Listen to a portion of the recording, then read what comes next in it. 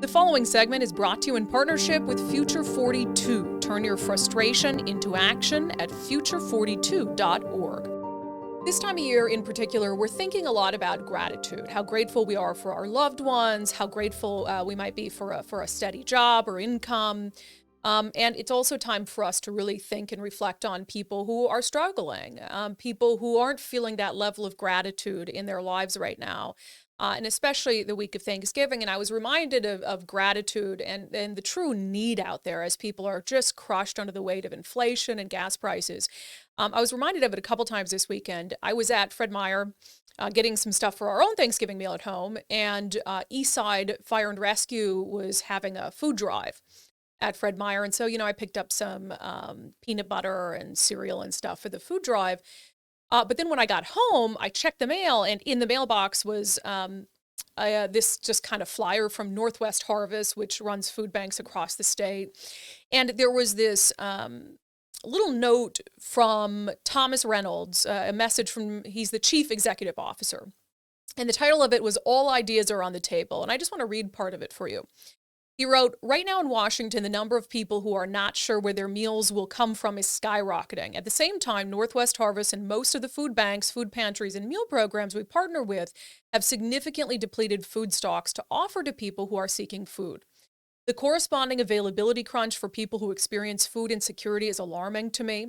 Inflation is crushing household budgets. Food in our region costs as much as 25% more than last year.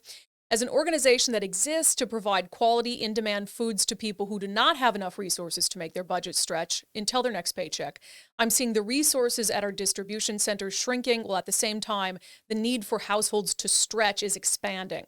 I'm finding this to be true from Bellingham to Yakima to Spokane to South King County to neighborhoods in Seattle and on the east side." He went on to write, "I don't have the option to lament the situation and wait and see if things get better." He went on to say, "For me, I am worrying about fulfilling the heart of our organization's mission that pales in comparison to the worry families are experiencing when money is exhausted and risk of hunger weighs heavily." And that's hard to hear. But look, we know that the people who are really suffering under the pressure of inflation are those people who are kind of right on the line, who, when food costs 25% more in some instances, that's the difference between them being able to afford it or not afford it. And then if they go to a food bank for resources and those food banks are depleted, I mean, where do they turn? And as, again, Thomas Reynolds with Northwest Harvest said, this is not just happening in the Seattle area, it's happening across the state, and it's not just happening to their food banks. I spoke with the executive director of the South King County Food Coalition to talk about what they're facing. Barb, welcome to Undivided. Introduce yourself. I'm Barb Houston, and I work with the Des Moines Area Food Bank as the associate director here. And I'm also the executive director for the South King County Food Coalition, which is 12 food banks serving all of South King County, kind of working together. What is the need level right now that you're seeing out there in your communities? It isn't the crisis that I think we'll see come recession, but it is definitely growing. And the need, I would say, is deepening. Inflation, we've been talking about it for months now, the cost of gasoline, and as those dollars sort of add up for folks, how is that impacting people in the community who were maybe already on the cusp already of having trouble putting food on their table? Well, people are really feeling the pinch, and this has been it's kind of like the third wave actually.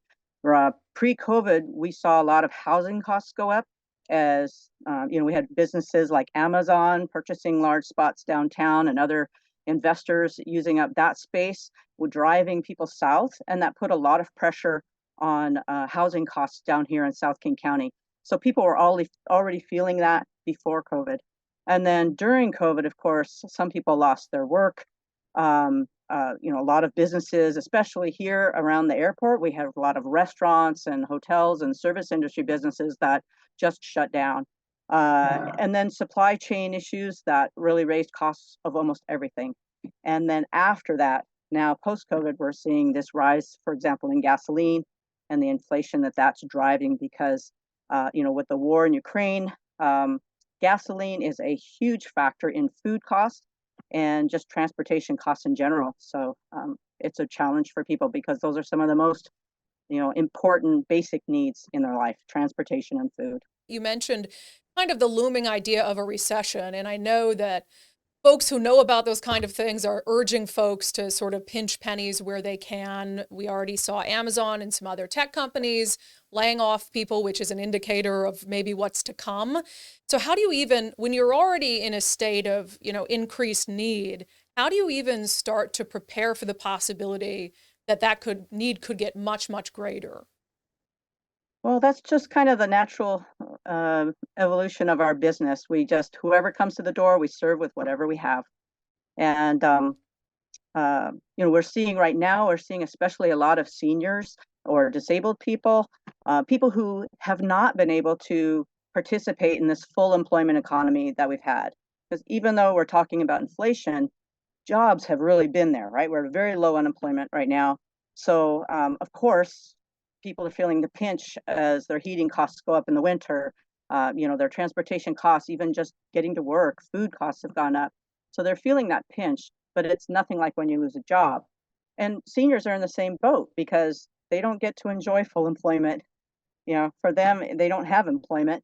And so what we like to say, oh, they're on a fixed income, but really their income is not fixed when their rent is going up, their food costs are going up, but their income is not going up. So it's a real challenge for them. And yeah, next up, definitely we are looking at recession. And then it's just a matter of how deep that might be. Yeah, fixed income, but not a fixed cost of living. And that's really challenging for retirees and folks who are out of the workforce, as you said. Kind of in the plan ahead stage, do you guys have, and maybe this is naive and I don't know how food banks work, but do you keep like emergency reserves where it's like things have gotten bad, we're not getting enough donations in, and we can tap into emergency reserves? Absolutely, we do. So, two things on that. Yes, we keep reserves. I think most healthy nonprofits maintain, several months worth of operating expenses just in case of a rainy day, and so that's normal for many of us, and we have that in hand. But our business is not really dependent on our funding, right? Our business model in the past has been dependent upon donations. So whether that's financial donations from individuals to help pay our staff or even to do a little bit of food purchasing. But most of our food has come through the donation stream. And so even having reserves doesn't mean that, oh, we're going to have enough to go out and buy a bunch of food. That's very expensive and not generally how this business has worked in the past. On kind of donations, you told me something on the phone earlier that was interesting to me, which is, as you pointed out, jobs have been pretty good. The job market has been pretty stable. And you were telling me that even though there's some other challenges in the economy with inflation and gas prices, when the job market is pretty stable, people aren't thinking like, oh, hey, I should go donate to a food bank. Yep, that's very much true. It's kind of interesting. Food banks tend to lag the market or the economy by about 3 years. So um, the great thing about our work is that when things do get bad, people come to help in droves. People really pull out, open up their wallets and they sacrifice to share with their neighbors in need. So um, that was the second piece of a recession or of planning ahead. It's like, I know that my community is going to jump to the fore and they're going to be there for everybody in need when we have that recession. Sometimes our worst time is after, right? And right now is the most difficult time for us because it's high employment. People think, oh, everybody's doing fine. There is no need. And that's when food banks tend to struggle the most. So I know that right now, we are really struggling because it's been a good economy and people haven't had to think about us. But now, as we move into recession, it will be really much needed assistance. You also mentioned two kind of cushions that you guys have lost recently, one related to trade and one related to COVID. Can you explain that? Sure. Prior to COVID, we had some, during the previous presidential administrations, we were having some conflict with China in terms of our trade agreements and putting tariffs on them, and that was a challenge for our farmers because China is a big market, of course, also.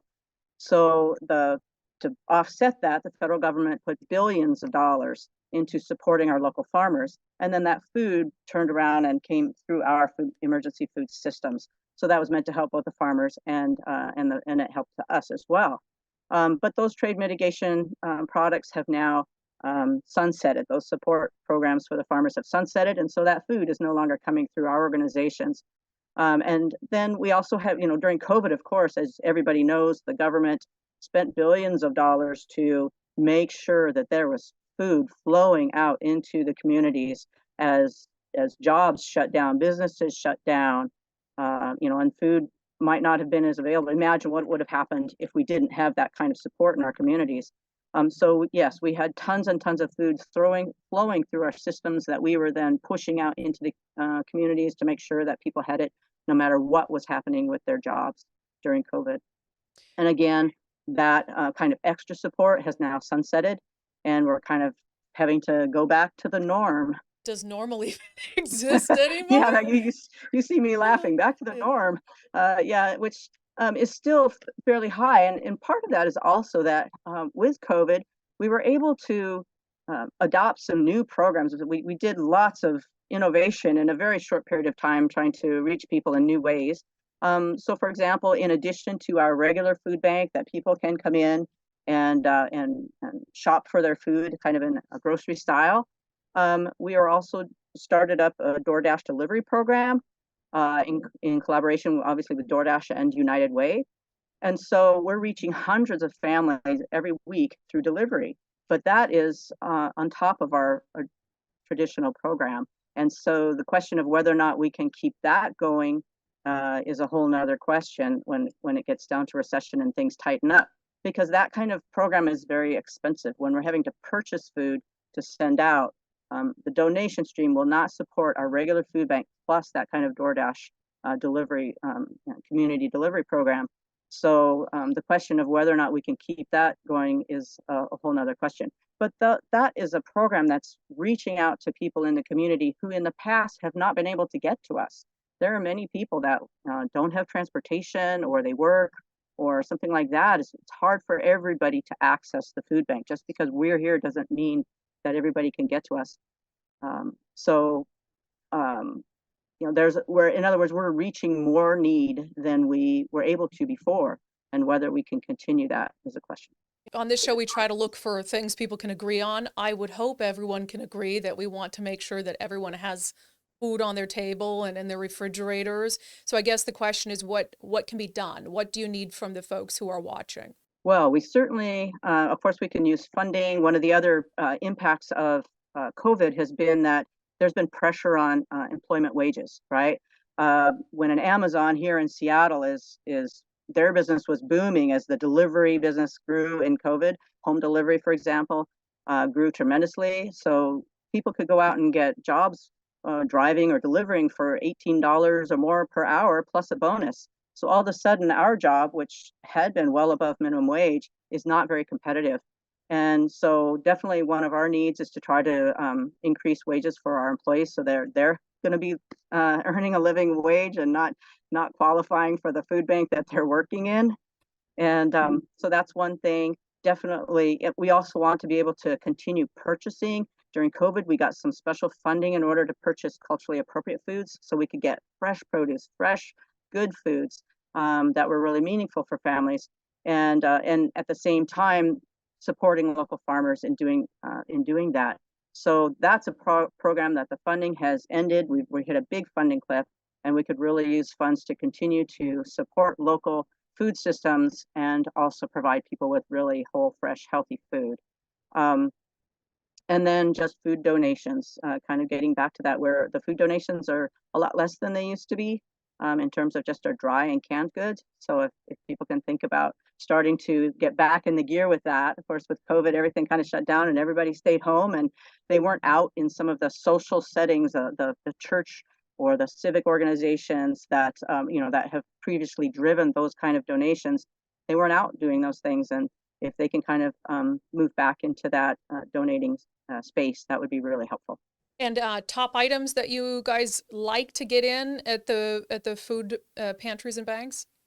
The food bank, well, and it kind of depends on some of the programs that food banks are doing, but definitely for us here at Des Moines, we're definitely looking for some protein products, especially for our seniors, some extra protein like, I don't know, peanut butter or canned meats like chicken or tuna.